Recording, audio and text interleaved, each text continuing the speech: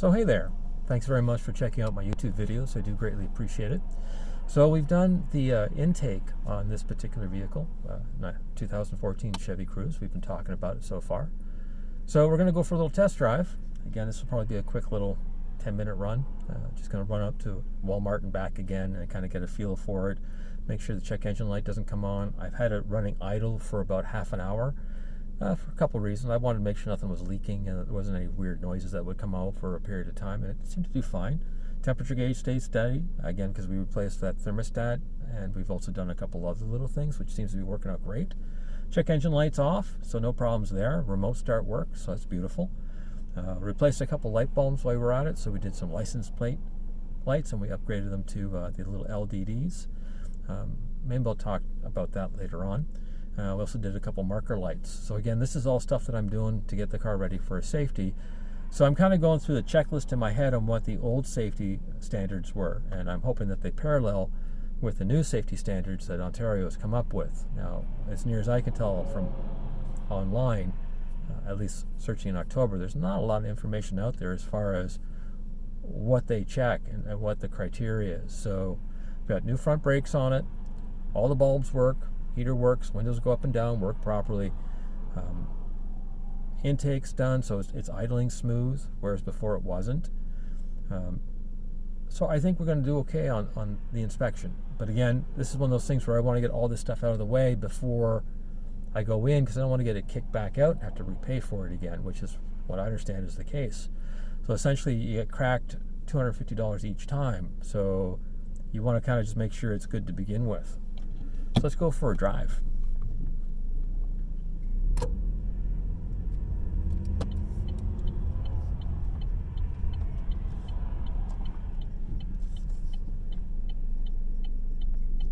So far I've been pretty jazzed about this little car.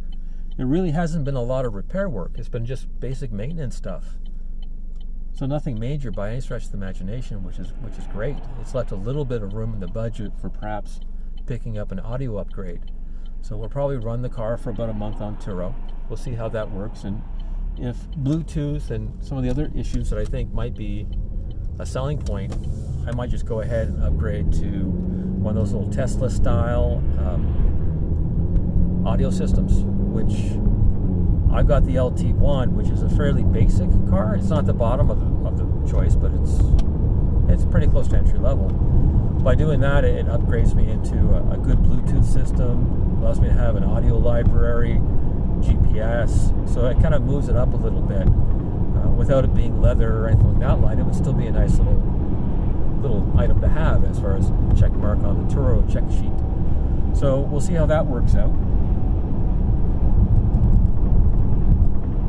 We've got some gear in the trunk, so you can hear a little bit of rattling. But she's pretty smooth, so we don't have that shush with the brake anymore. So clearly that one rusty rotor was the problem among the other little things in the brake work that had to get done. So again, nothing colossal, just regular maintenance stuff. See if the cruise control works. Cruise control works wonderfully. She's pretty smooth from that standpoint. The idle is good, so no issues there. Pretty comfortable. We got a little companion in the car. Today it's November 3rd. So we did a little bit of work on some wiring in the back. And again, this is just to confirm that everything's running fine. Everything appears to be. Next video on the live session, I think we're going to talk a little bit about costs, kind of where we're at. And I think we're probably going to get into how to subscribe for the GPS system. So I've already wired it into the car. I did a quick little 2-minute video, kind of give you an idea how to do it, so that it's there if you want to check it out.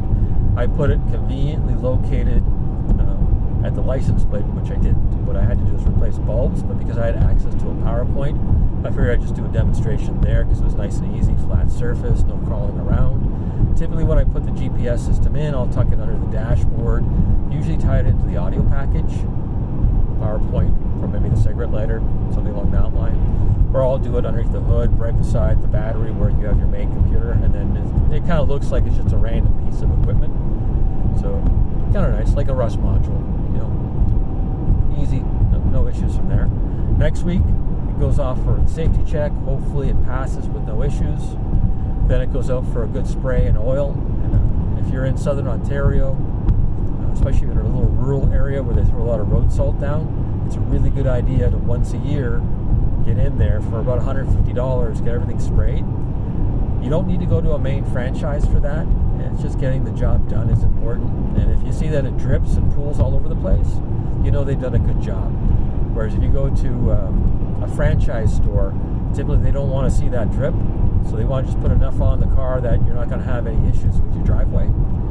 I'm of the opinion that bathe that thing right down, because the amount of road salt that gets put on this for that little drip or that little mark in your driveway, minor inconvenience because you can clean that later on, but you can't go and scrub rust off the bottom carriage of your car. So it's important. So I'm thinking I'm on point. I think this thing will probably go up on Turo on the 10th. I've got to go and put it back on kind of that little rest mode for a little while, because I was hoping to get it done for the 5th. But I think getting the safety will take a couple days. And so far, this drive is really nice. Nice, consistent RPMs, no check engine light. There's no pull, no vibration. The brakes feel great. No problems from that standpoint. Only thing I need to do is get in and readjust the parking brake one more time. It grabs a little too high for my liking. It probably passed safety, but I want to be at that 2 or 3 click mark. You know, so if you're engaging it and it is an emergency, you don't have to reef on it. So that's just my personal choices on that. So that's the next thing to do. Snow tires are in place, so that's pretty easy from that standpoint. So that's all ready. So I think we'll see what a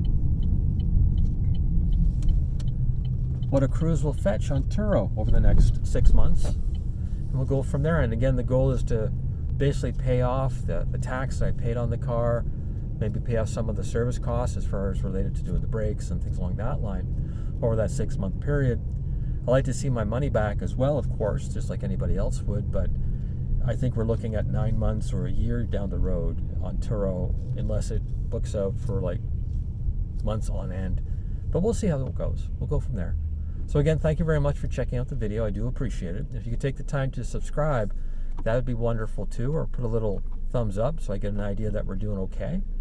And again, I do apologize for the low budget, but again, I'm not spending a lot of money on studios. So in other words, I'm just using a simple little camera, and I'm using just the backdrop of my 3D printer and my little workshop there. So that's it for that.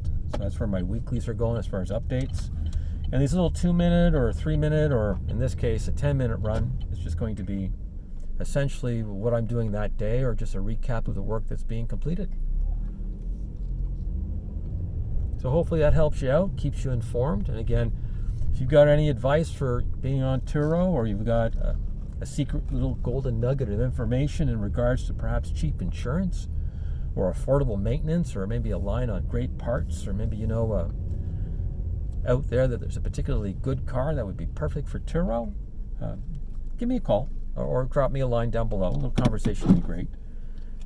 Or a little comment off to the side would be wonderful. Would appreciate it. Again, thank you very much for taking the time, and hopefully you find my videos remotely informative and perhaps a little entertaining. Not that entertaining, but again, perspective. Who knows? Maybe you're shut in and this is how you get out. Don't know. But or maybe you're in the GTA and you're doing Turo. You've been doing it for years, and you just kind of want to see what a new guy's doing. See if there's anything new and innovative. I don't think there is, but who knows? Maybe I'm inadvertently doing something that works. I don't know. So again, it'd be nice to hear from folks that are in the industry and go, hey, you know what? I started out, I went to a broker, I had to switch to commercial insurance, or you know, I switched to a particular broker that was very good, or what your hurdles were to begin with. I would appreciate the feedback from that standpoint. Again, being in the Canadian market, there's a very limited source. Awful lot of YouTubers out there and information in regards to the US market, but not a lot in regards to the Canadian one. So again, I do appreciate it. Thank you very much. Have a pleasant and enjoyable day.